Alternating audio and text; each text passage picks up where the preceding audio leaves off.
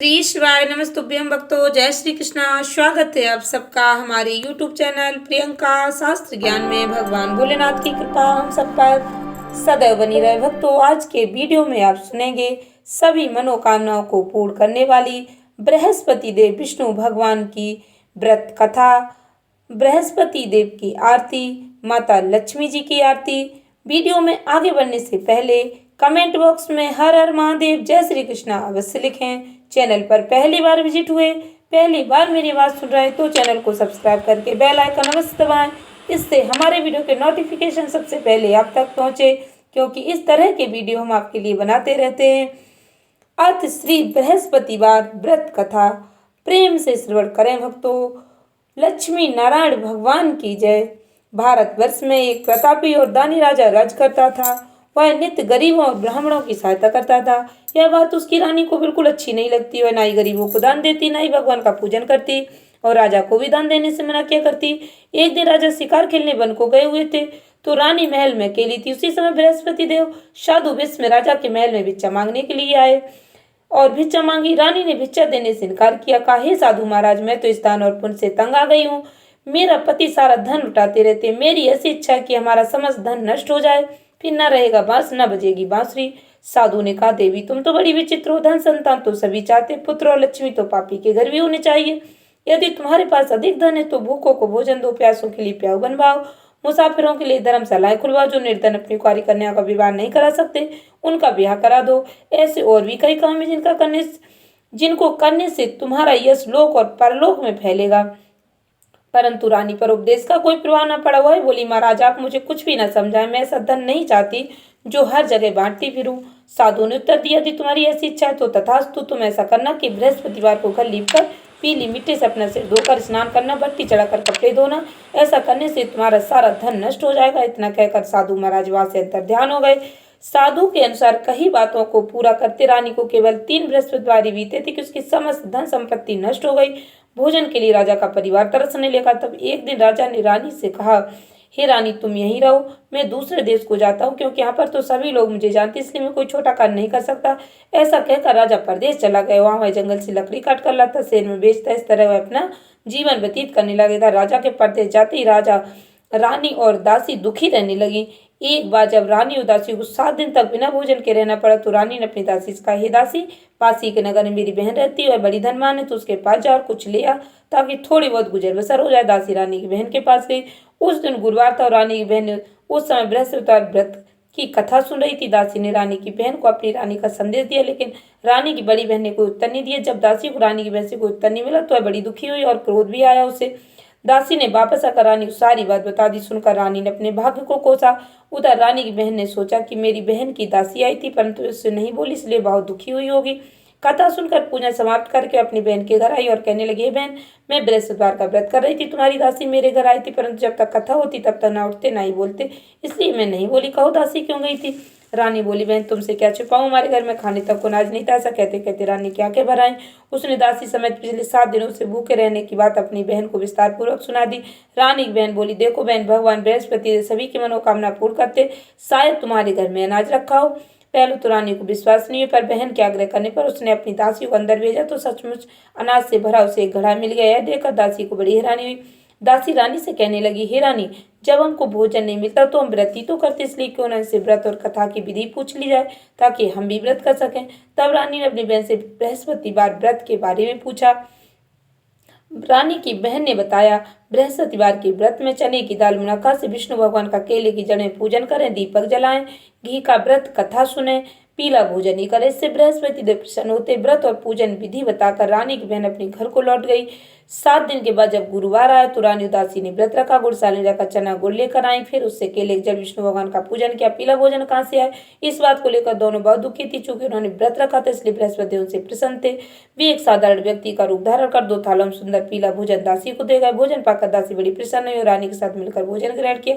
इसके बाद वे सभी गुरुवार को व्रत और पूजन करने लगी। बृहस्पति भगवान के पास उनके पास फिर से धन संपत्ति आ गई, परंतु रानी फिर से पहले की तरह आलस करने लगी।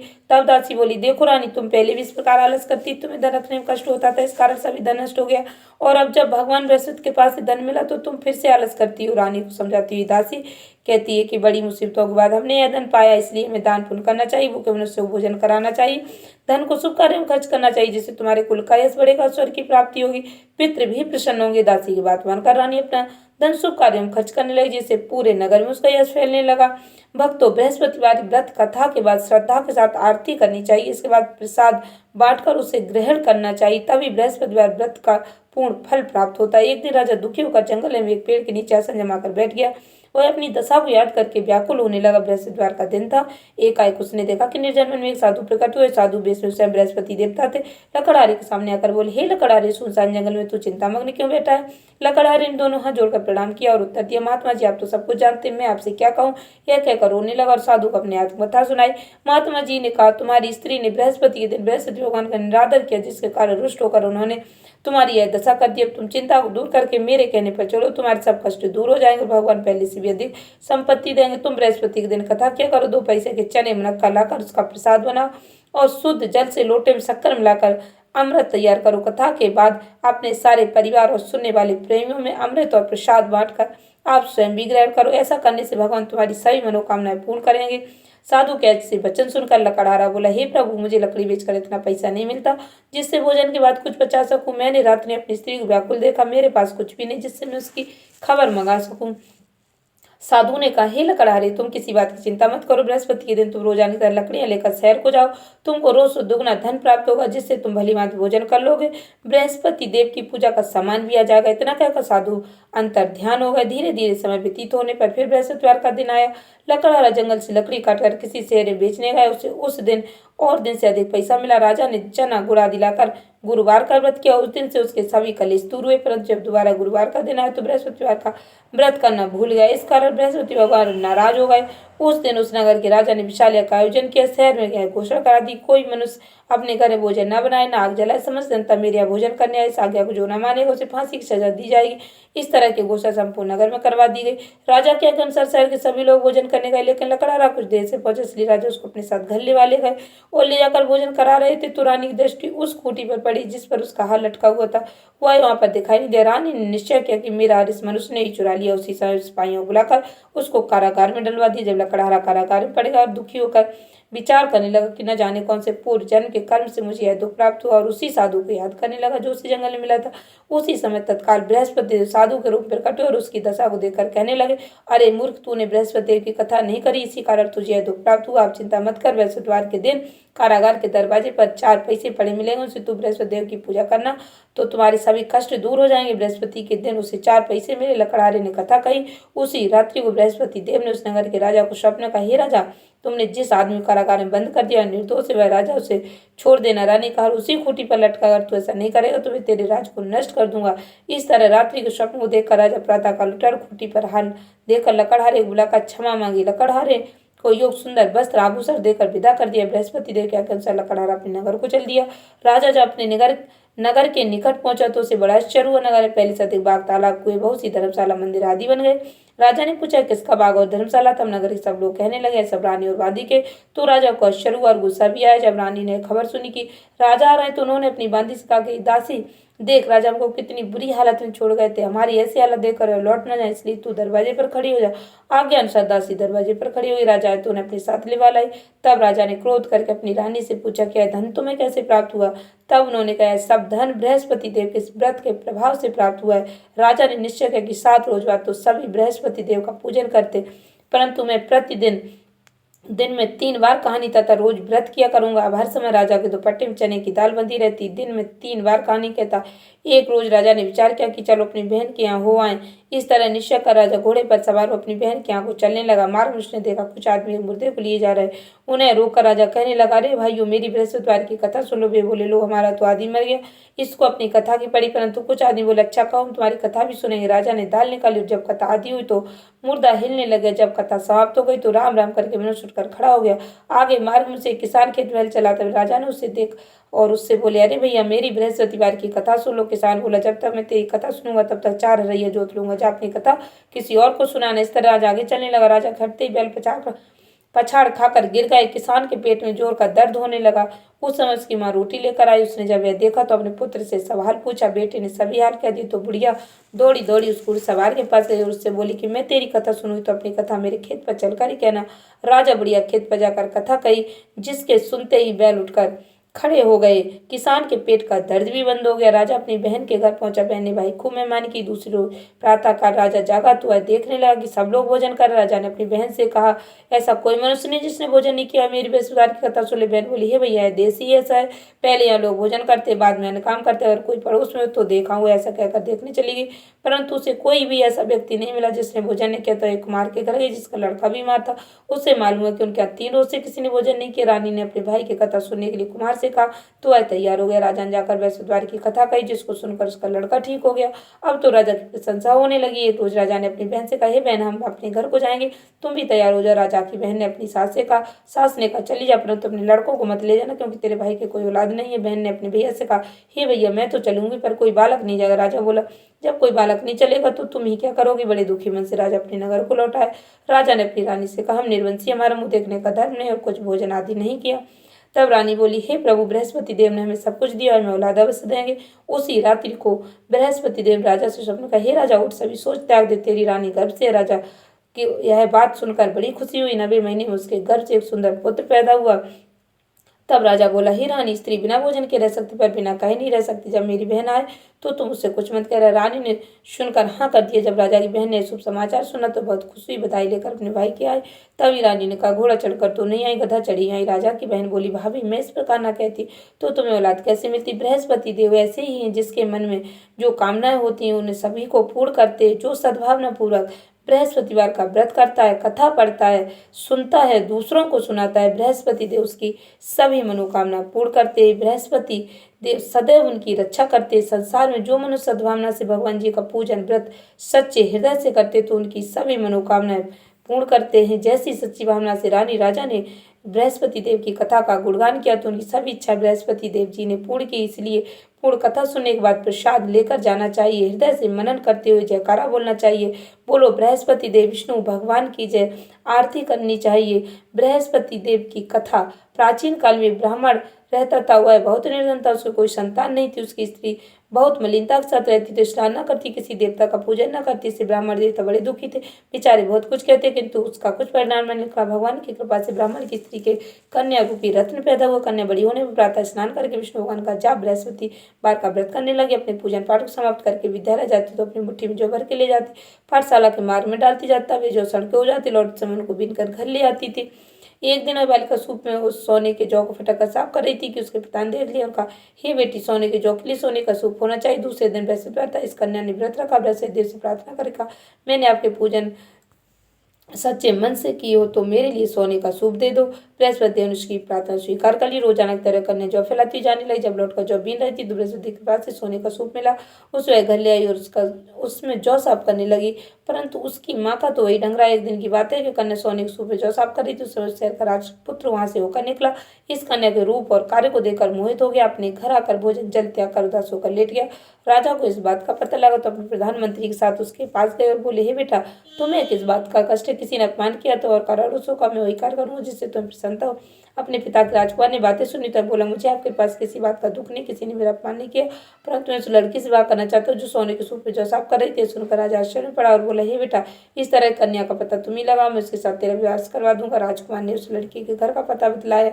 तब मंत्री उस लड़की घर गए और ब्राह्मण देवता को सभी हाल बतलाया। ब्राह्मण देवता राजकुमार के साथ अपनी कन्या विवाह करने के लिए तैयार हो गए। विधि विधान के अनुसार ब्राह्मण कन्या विवाह राजकुमार के साथ हो गए। कन्या के घर से जाते ही पहले की भांति उस ब्राह्मण देवता घर में गरीबी का निवास हो गया। भोजन के लिए बड़ी मुश्किल से मिलता था। एक दिन दुखी होकर ब्राह्मण देवता अपनी पुत्री के पास गए।